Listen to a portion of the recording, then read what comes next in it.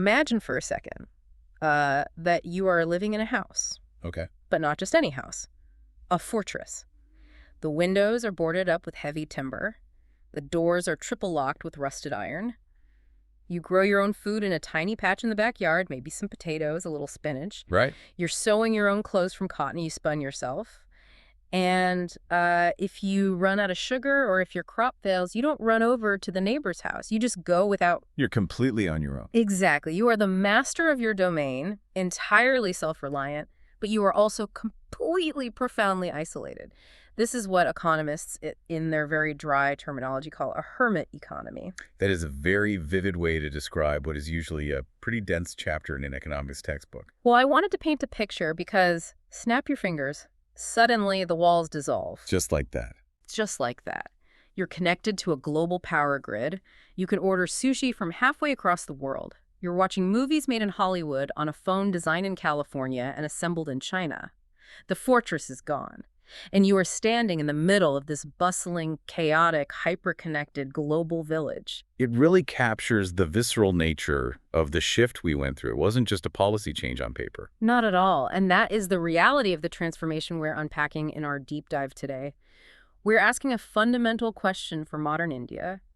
Is globalization just about buying imported phones and eating at international food chains? Or has it fundamentally rewired the DNA of Indian society, our women, and our values? Because today isn't just about economics. We're getting into the sociological shifts that define modern India, which, importantly for you listening, maps directly to the UPSC syllabus. Exactly. We're bringing you a full summary for UPSC, focused and simplified. But before we open those floodgates, I have some crucial housekeeping for our community. The essential stuff. Yes. Listeners, we are on a mission here at the Simplified UPSC by PPP YouTube channel to bring you the absolute highest quality deep dives possible. To keep this ship sailing, I have a humble request. Please subscribe to the channel right now. It really does make a massive difference. It helps with retention, it helps the algorithm find us, and it helps us keep going. And if you are capable, please support us on Patreon so we can keep bringing this super useful content to you. Your support literally keeps the lights on and the research going. It allows us to dive this deep into the texts. So a massive, warm shout out to all our current supporters. You guys are the absolute legends making this content exist. Also, please like this video and share your valuable comments below. We read them and they really help us improve. And we also have a major resource update for everyone today. We do. We have free notes with practice PYQ's previous year questions available right now on our public Telegram channel. But for those of you who want to be fully prepared and really get the edge, we have the premium access. That's right. To get access to all videos of this series at once, plus their corresponding premium notes in a super organized way, you need to join our private Telegram library. Just DM us on the Telegram public channel to join. It's a fantastic value proposition. Those premium notes have detailed notes, extra PYQs, and this is the Game Changer Model Mains Answers for Mains questions. Having those model answers is huge. Understanding the concept is one thing, but writing it out perfectly within the word limit is an entirely different skill. Completely agree. Okay, housekeeping is done. Let's get straight to the mission. Today, we are dissecting Chapter 20 of Indian Economy by Sanjeev Verma. It's titled Inward and Outward-Looking Economies, Globalization. And to make sure we are rock solid on our definitions, I'll also be cross-referencing Vivek Singh's Indian economy. We really need to clarify some of the technical concepts so that when we use terms like closed economy, you know exactly what that means for your prelims. We aren't just speaking in generalities here. Exactly. It needs to be precise. So let's go back to that fortress I mentioned at the start. Segment 1. From hermit to global village. Talk to me about the inward-looking economy. This was basically India pre-1991, right? Precisely. If we look at Sanjeev Verma's text, specifically section 20.1, and cross-reference it with Vivek Singh's definitions, we are describing the initial years of development for a lot of post-colonial nations, India included. We call this inward-looking. Right. And you have to understand the mindset. It was very much shaped by our history. We had just come out of colonialism, which was essentially economic exploitation disguised as trade. Right. The East India Company wasn't exactly a fair trade partner. Exactly. So the very natural, almost reflexive reaction for a newly independent nation was to close the doors. So inward-looking implies we were basically just staring at our own navel. In a way, yes. It means maintaining high levels of insulation from the rest of the world. The guiding philosophy was self-reliance. The ideal was that we should produce everything we could possibly need within our own borders, from safety pins to airplanes. Well, was trade just illegal? Not illegal, but heavily restricted. In this kind of economy, trade is limited only to the absolute essentials that you cannot produce domestically. Think crude oil. Because we didn't have enough of it in the ground. Right. Or highly specific heavy machinery that we simply didn't possess the technology to build yet. And as for exports, you were only allowed to export if you had a surplus left over after meeting domestic demand. You couldn't just decide to build a massive factory to sell things primarily to the world market. No, the logic was strictly feed India first, clothe India first, and if there is a tiny bit left over, maybe we can sell it abroad. And the government was the big boss running all of this, wasn't it? Absolutely. The government acted as the direct producer of goods. It occupied what they call the commanding heights of the economy. Steel, coal, heavy engineering, telecommunications, all state-owned and state-run. Okay, let's bring in that technical definition you mentioned earlier. How does this map to the exams? This is where Vivek Singh is really helpful. The UPSC examiner loves to play with these specific definitions. In fact, there was a UPSC Prelims question back in 2011 that asked exactly this. It asked, quote, "A closed economy is an economy in which..." Oh, I love a pop quiz. How did they try to trick you? Well, they give you options like only exports take place or deficit financing takes place, things that sound vaguely economic. But the real answer. The correct answer, and the definition you absolutely need to imprint in your mind, is neither exports nor imports take place. That sounds so extreme. Did that actually exist anywhere in the real world? Theoretically, yes. In practice, India was never fully closed. Like we said, we always had to import some oil, but we were trying very hard to approximate that model. Vivek Singh explains that in a purely closed economy, the circular flow of income equation essentially ignores the external sector entirely. So the math just pretends the rest of the world isn't there. Exactly. The formula for GDP becomes just consumption plus investment plus government spending. The net exports part of the equation is just zero. Okay, so we tried this massive experiment in self-reliance. What was the result? Was it a paradise of self-sufficiency? Far from it. Sanjeev Verma points out very clearly that this led to high-cost economies. Because there was zero competition from the outside world, domestic industries became incredibly inefficient. There was no incentive to be better. None. There's a massive misallocation of resources. If you are protecting a domestic car manufacturer from any foreign competition whatsoever, they have absolutely no reason to innovate. They have no reason to lower their prices. The classic ambassador car effect. We all remember those stories. You had to wait years just to be assigned a scooter. Years. And when you finally got it, the technology was decades out of date. It creates a completely complacent domestic industry. But then something changed. We shifted to an outward-looking economy.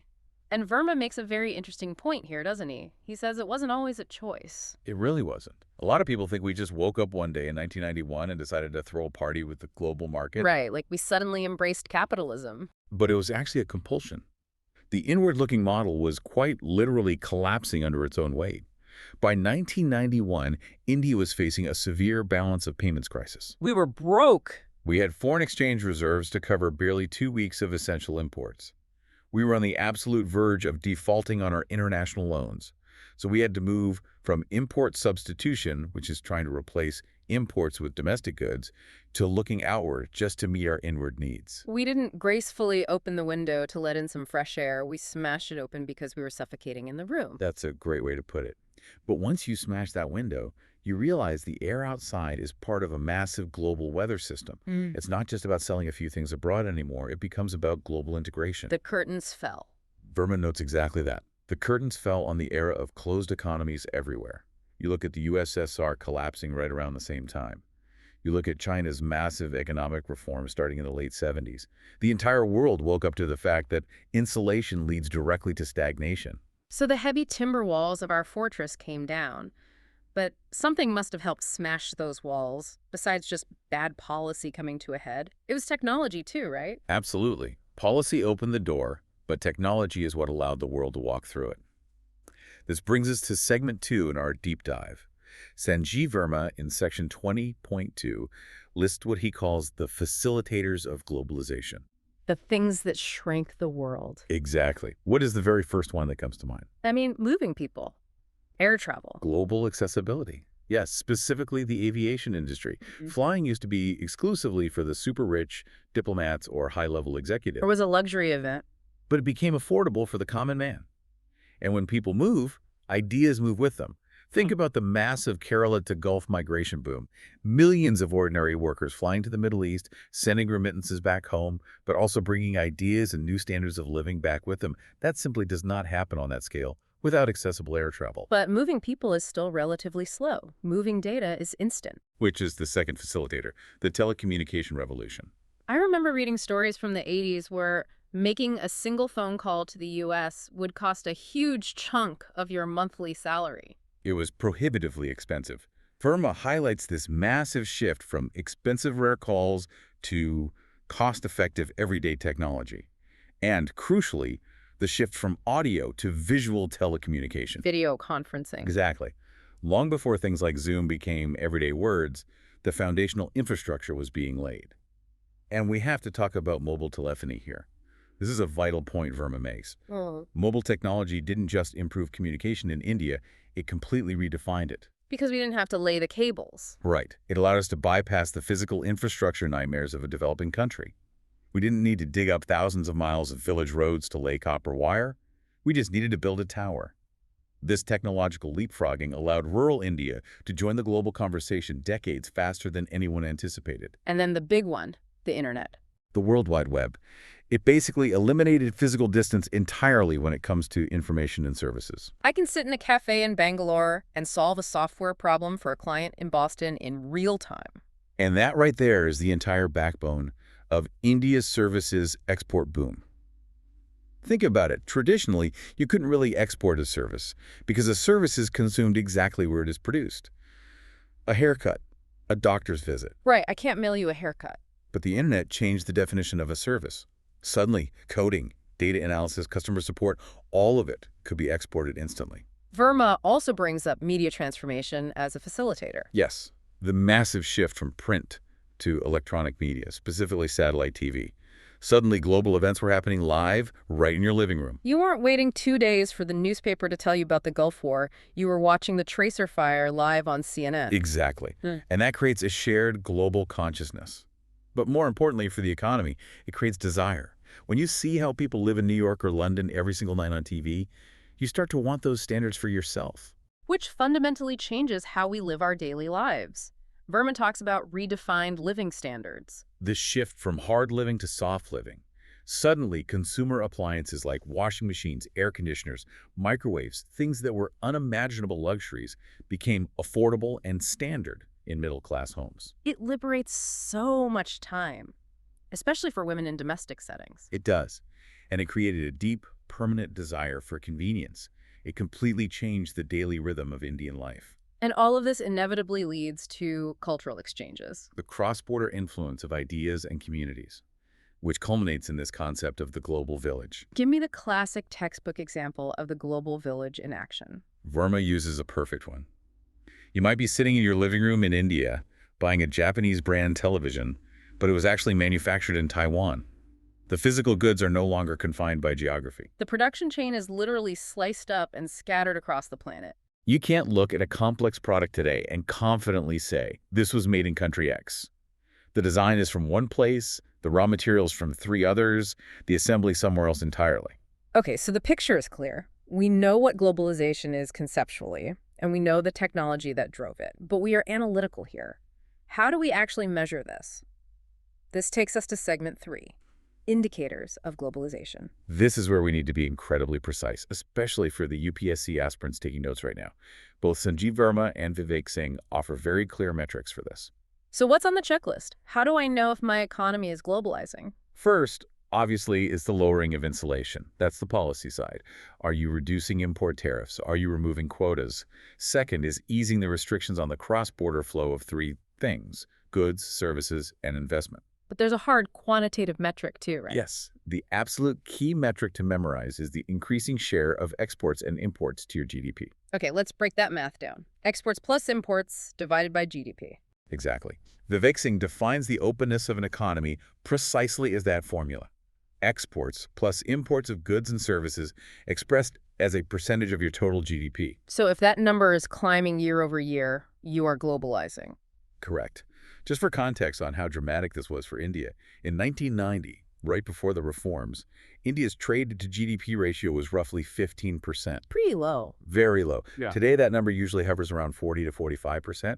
That is a massive structural jump in openness. And we also look at currency, right? Foreign currency transactions. Yes, the volume of foreign currency transactions relative to your total output. If your businesses are regularly transacting in dollars, euros, and yen just to operate daily, you are deeply integrated into the global system. I want to pause here on an acronym that gets thrown around constantly. LPG, liberalization, privatization, globalization. Are these just three words for the exact same thing? No, and making that distinction is absolutely vital. It's a very common trap in exams to use them interchangeably. Liberalization and privatization are primarily about domestic competitiveness. Break that down for me. Liberalization is about removing the license rush. It's letting your domestic companies breathe, removing the absurd restrictions on what they can make and how much they can produce. Getting the government out of the boardroom. Right. And privatization is taking those bloated, inefficient, state-run enterprises and selling them off to the private sector to run them efficiently. Okay. So those two are internal house cleaning. Exactly. You could theoretically do both of those things and still keep your borders completely closed to the outside world. But globalization is different. Globalization is about global competitiveness. It's taking that newly efficient internal economic engine and connecting it directly to the world market. You can liberalize without globalizing, but in reality, they almost always go hand in hand because you eventually need the massive scale of the global market to grow. Okay, let's unpack this next part because it's critical. We've opened up, the walls are down, we are flying cheap, we're watching CNN, and we're trading like crazy. But it's not all sunshine and rainbows. Which brings us to segment 4, the fallouts and challenges. No, it is certainly not all positive. Sanjeev Verma devotes section 20.4 entirely to this. He talks about something called the myth of decoupling. Decoupling, that sounds like a messy celebrity breakup. In economics, it refers to a very popular theory from the mid-2000s. The idea was that massive emerging economies, specifically India and China, had become so fundamentally robust with so much of their own internal domestic demand that they had successfully decoupled from the Western economies. The theory was basically, hey, even if the U.S. economy completely crashes, India and China will just keep humming along on their own steam. We are insulated. That was the hope. And how did that theory hold up? It was absolutely destroyed by reality, specifically the 2008 global financial crisis. What actually happened? I mean, we all know the stock market crashed, but how did a housing problem in Florida hurt a manufacturer in Mumbai? Well, the U.S. housing market collapsed. Major institutions like Lehman Brothers fell. This caused an immediate, massive liquidity freeze in the U.S. and Europe. Banks just stopped lending money overnight. Right, panic sets in. Pure panic. Now, strictly speaking, Indian banks hadn't bought those toxic U.S. mortgages. They were relatively safe. So we should have been fine. But here is the coupling effect. Foreign institutional investors suddenly had massive holes in their balance sheets back home in New York and London. So what do? They panic sell their assets in emerging markets like India to raise cash quickly. They pulled their money out of the Indian stock market in huge waves. Causing our markets to crash. Exactly. Furthermore, Indian exporters who relied on global banks to finance their shipping suddenly couldn't get credit lines. Trade finance froze. So despite the decoupling theory, the shockwaves hit India incredibly hard. Verma notes that when you integrate your economy, you must accept the coupling of economies. The old saying, if the U.S. sneezes, the rest of the world catches a cold. It's a cliche because it's true. So the hermit economy was safe from the global flu, but it was starving to death in its fortress. The global village is well-fed, but it catches every single virus that goes around. That is a brilliant analogy. Verma explicitly says it is frankly impossible to remain a hermit economy only in adverse times. You take the good with the bad. You cannot stand there and say, I want all the American venture capital, but I absolutely refuse to take the American recessions. They are packaged together. What are some of the other specific challenges Verma lists? Section 20.5 gets into the weeds here. First is the import surge. We talked about buying that Japanese TV earlier, but what about cheap Chinese toys or low-end electronics? They flood the market. They absolutely flood it. And they heavily threaten domestic manufacturers who simply aren't efficient enough to compete on price. We've seen this happen clearly with the toy industry in India or certain sectors of textiles, which were decimated by cheaper imports. I guess you could argue it forces efficiency, but it undeniably kills the inefficient businesses along the way. Lots of job losses there. It's a very painful transition. The second major challenge is currency volatility. When you throw open the doors to foreign capital, money doesn't just trickle in. It flows in massive ways based on global sentiment. We call this Wow. hot money. And a sudden surge in foreign funds coming into India can make the rupee appreciate, right? It makes the currency stronger. Yes. But wait, isn't a strong rupee a good thing?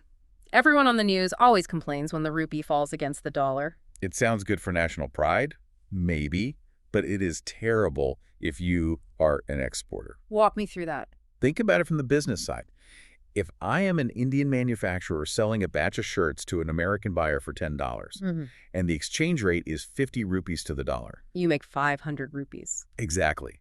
But suddenly, billions of dollars of foreign investment flow into the Indian stock market. The rupee gets strong. Now it's 40 rupees to the dollar. I see. The American is still paying $10, but now you only get 400 rupees for the exact same amount of work. Your profit margin is completely wiped out by a currency fluctuation you have no control over. Or you are forced to raise the dollar price of your shirts to $12, which makes you uncompetitive, and the American buyer just goes to Vietnam or Bangladesh instead. So a sudden strengthening of the currency is actually a nightmare for exports. It is a massive headache for the Reserve Bank of India to try and manage that volatility.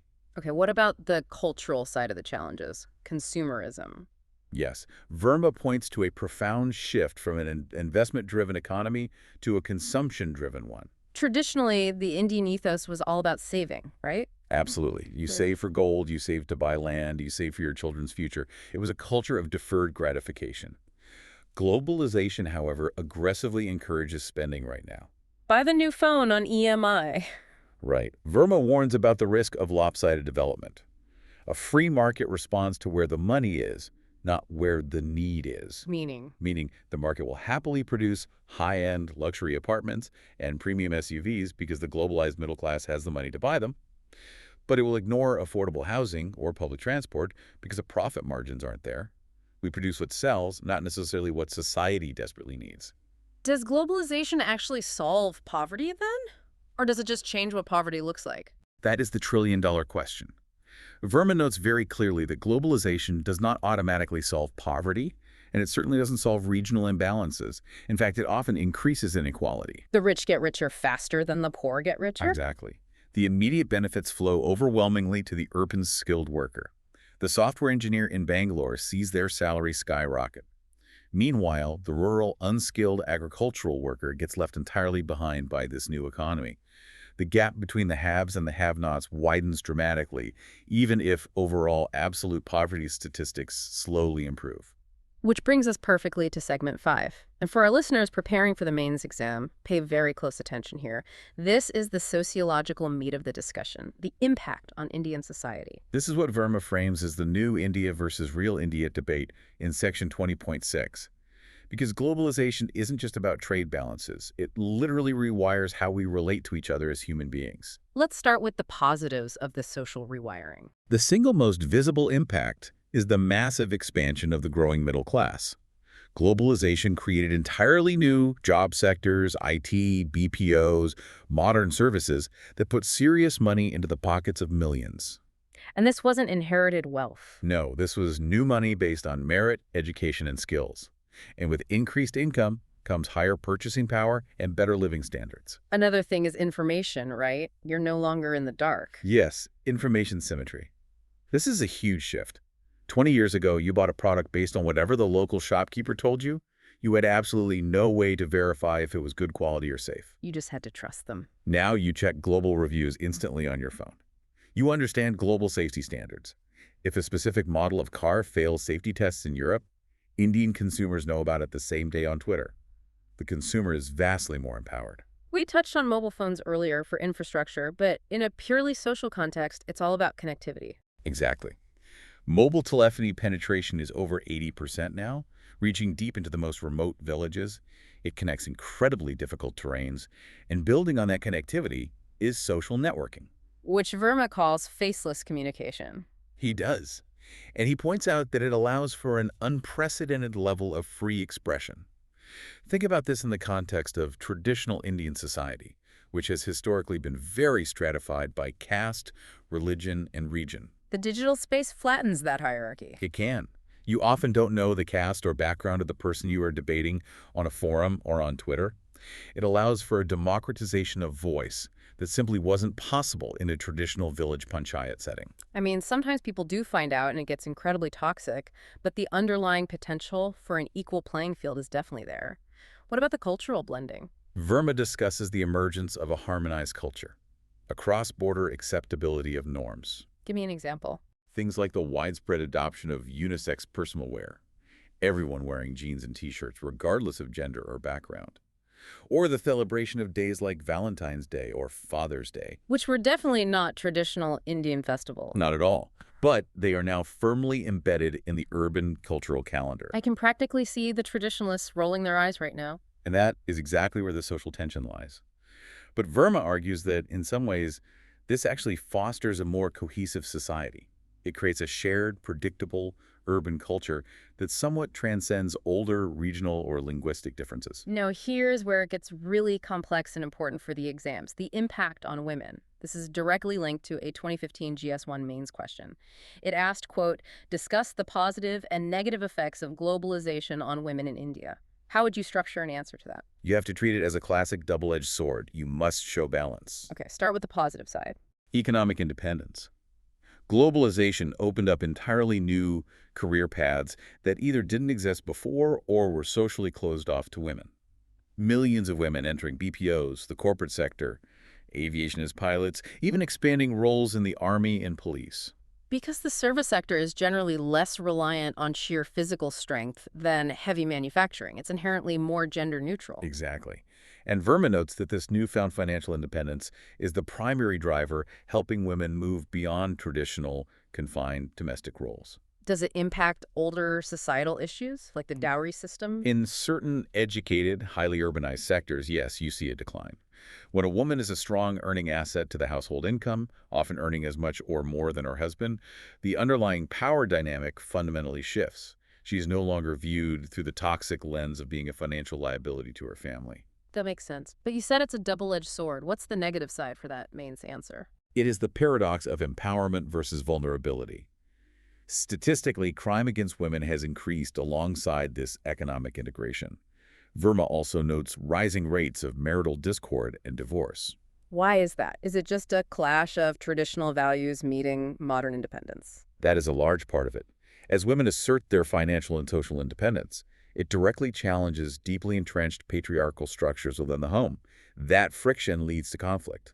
Furthermore, the rapid, often chaotic urbanization associated with these new jobs increases physical vulnerability. Because the infrastructure isn't designed to protect them. Right. You have women working night shifts in global BPOs to match U.S. time zones, traveling late at night, often relying on public infrastructure or policing that hasn't caught up to the realities of a 247 globalized workforce. So they're given the opportunity to be empowered, but the society around them hasn't evolved fast enough to keep them safe while they do it. Exactly. It's a very painful transition phase. We also have to mention the double burden. Working a full-time job, but still being expected to do 100% of the cooking and cleaning? Precisely. Women are stepping into these demanding global roles, but are rarely relieved of traditional domestic duties. Okay, zooming out from gender, what are the broader negative social impacts for everyone? Verma highlights the rise of rampant materialism. Life has become incredibly fast-tracked. We're all caught in the rat race. He points to rising rates of early career burnout and severe health disorders. We are constantly chasing the next smartphone upgrade, the next promotion, rather than any sort of peace of mind. It's toxic stress. The explosion of lifestyle diseases in India, diabetes, hypertension, heart disease in young people, is a direct physiological result of this globalized, highly sedentary, high-stress, fast food lifestyle. And it changes how we structure our families, too. Yes, he mentions the emergence of live-in relationships. This represents a distinct, sharp shift in the urban outlook compared to traditional rural values. It creates a massive cultural rift within the country. What is considered completely normal behavior in Mumbai or Bangalore might be considered scandalous in a rural village in Uttar Pradesh. We are living in different centuries simultaneously. Let's talk about the brain drain. The exodus of our best and brightest students and professionals. If you create a seamless global village, Highly skilled talent will naturally move to wherever it is compensated best. We spend state resources subsidizing the education of doctors and engineers, and then they immediately emigrate to the US or the UK. It's a massive loss of human capital that a developing nation really can't afford. Now, there was a 2018 GS1 question that absolutely fascinated me. It stated, quote, "Globalization is generally said to promote cultural homogenization, but due to this, cultural specificities appear to be strengthened in the Indian society." Elucidate. That sounds contradictory. It does, but it's actually describing a beautiful sociological concept called glocalization. Unpack that term for me. Glocalization. It means that while on the surface we might look like we are homogenizing, we all drink Coke and wear denim, we are actually constantly adapting global imports to our own very specific local tastes. So it's not just copy-paste. No. McDonald's is a great example. They come to India, a massive global behemoth, but they realize they simply cannot sell beef burgers here. To survive, they have to invent the mekalu tiki. That is glocalization. But the prompt said, cultural specificities are strengthened. How does globalization make us more Indian?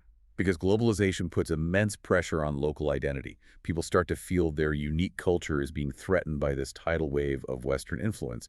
So the natural psychological reaction is to aggressively strengthen and assert your local identity. So we push back. We push back. We become fiercely proud of our regional languages, our classical dance, our yoga, our ancient festivals. It becomes a way to plant a flag and say, this is who I am, in the middle of this generic global wash. So we don't just melt into becoming Americans, we become global Indians. We package and export yoga to the entire world, and then we re-import it as a premium globalized lifestyle choice. It's exactly how it works. It's a dynamic, constant negotiation. It is never just a one-way street of Westernization. Okay, this has been an incredible breakdown of the sociology. Let's look forward now. Segment 6, Future Outlook and Strategies. We are in the global village. The walls are down and they aren't going back up. How does India actually win in this environment? Sanjeev Verma discusses trade strategies in Chapter 21.1. He outlines two primary models a developing country can take. The first is export-led growth. This is the model the Asian tigers used, right? Yes. South Korea, Taiwan, and later massively China. The strategy is to reorient your entire domestic economy for the sole purpose of feeding exports. You deliberately suppress domestic consumption, you keep your own citizens' wages low initially to remain globally competitive, and you live entirely to manufacture and sell to the West. And the second model? The second is growth-led exports. And Verma argues this is far more relevant and realistic for India. Because we are just built differently than a Taiwan or a South Korea. Exactly. India is not a small island nation. We are a continent-sized economy. We have 1.4 billion internal consumers. So the strategy here is to expand your manufacturing base to meet your own huge domestic demand first. Practice at home before you play away. You build factories, you get highly efficient, you achieve massive economies of scale by selling to Indians, and then once you are an industrial powerhouse domestically, you are naturally competitive enough to start exporting your surplus to the world. Because we have that massive domestic market, we don't necessarily need the outside world to start our engines. We need the world to scale up later. Precisely. We aren't Singapore. And this is exactly where policies like Make in India fit in. The core pillar is to drastically boost manufacturing's contribution to our own GDP, serve the Indian consumer, and eventually use that strength to serve the globe. Now, earlier I promised a little bit of technical heavy lifting from Vivek Singh, and I want to get to it. You mentioned a concept called the Impossible Trinity, which honestly sounds like a philosophical puzzle. It does, but it connects directly back to the currency volatility challenges we discussed earlier. The Impossible Trinity states that an economy simply cannot simultaneously maintain three specific things. What are the three things? Number one, a fixed exchange rate, meaning your currency value is permanently stable and pegged to something like the dollar. Which businesses love because it's predictable. Right. Number two, free capital movement, meaning foreign money can flow in and out of your stock markets and banks with zero restrictions. Open borders for cash. Okay. And the third? Number three, an independent monetary policy, meaning your central bank, the RBI, has the complete freedom to raise or lower domestic interest rates to control local inflation. So stable currency, open borders for money, and controlling your own interest rates. And you're saying we can't have all three? It's a mathematical trilemma. You can only ever pick two. Think about it. Let's say India chooses free capital movement. We want global investment. And we choose independent monetary policy because we need to fight local inflation by raising interest rates. Okay, so we raise interest rates. What happens? Because capital is free to move, global investors see high interest rates in India and say, great, let's put our money there. Billions of dollars flood in. Which, as we learned earlier, immediately causes the rupee to appreciate and get stronger. Exactly. The massive inflow of money forces the exchange rate to move. Therefore, you have lost your fixed exchange rate. Oh, wow, I see it now. So as India globalizes and demands free capital movement, but also desperately needs an independent monetary policy to manage our own domestic inflation, we must sacrifice the fixed exchange rate. We have to let the rupee float. We have to. That is exactly why we see the rupee fluctuate daily. It's not necessarily a failure of government policy, it's simply the mathematical cost of doing business in a globalized world. That is such a crucial concept for the econ nerds listening. It perfectly explains why the RBI can't just magically fix the rupee rate whenever people complain on the news. Exactly. You can't beat the Trinity. So if we pull all of this together, how do we summarize this massive shift? If we summarize Verma's core thesis, globalization for India was a compulsion, not a choice. It was the only viable path to survive the 1991 crisis. But it's not a magic wand that fixes everything. No, it is not. It brings undeniable efficiency and choice. It brings the soft living, but it absolutely requires a robust, competitive domestic sector. If we just end up importing everything we consume, we're incredibly vulnerable. We need to be able to make our own high-tech goods, not just assemble pieces that someone else designed. Right. We need that capacity to withstand the coupling shocks, like we saw in 2008. And what's the summary on the social front? Socially, we are undeniably becoming a global village. But the critical task for policymakers is ensuring that the real India, the vast rural populations, the unskilled poor, isn't permanently left behind. The new India of gleaming high-rises and unicorn startups has to figure out a way to carry the real India with it. Otherwise, the social tension will eventually snap. You simply cannot sustain a society with a hyper-globalized elite living on isolated islands of extreme prosperity surrounded by a sea of economic stagnation. That really is the ultimate challenge for the next decade. It is the defining challenge of our generation. Listeners, here's a final provocative thought for you to mull over as we wrap up. We spent this whole time talking about how physical and economic globalization impacts us.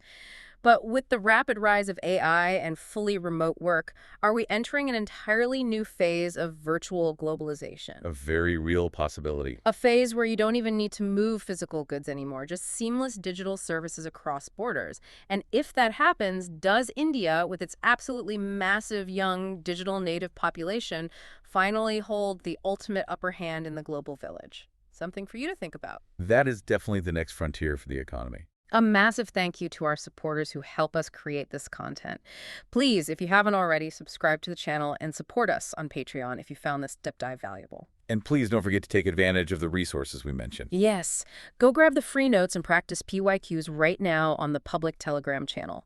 But if you are serious and want the absolute gold, the private library with access to all our video series, detailed premium notes, extra PYQs, and those precious model mains answers, just DM us on the public channel to join. It really is the best investment you can make for your preparation. Like the video, share it with a friend, drop a comment below with your thoughts on virtual globalization. We will see you all in the next deep dive. Goodbye, everyone, and keep studying.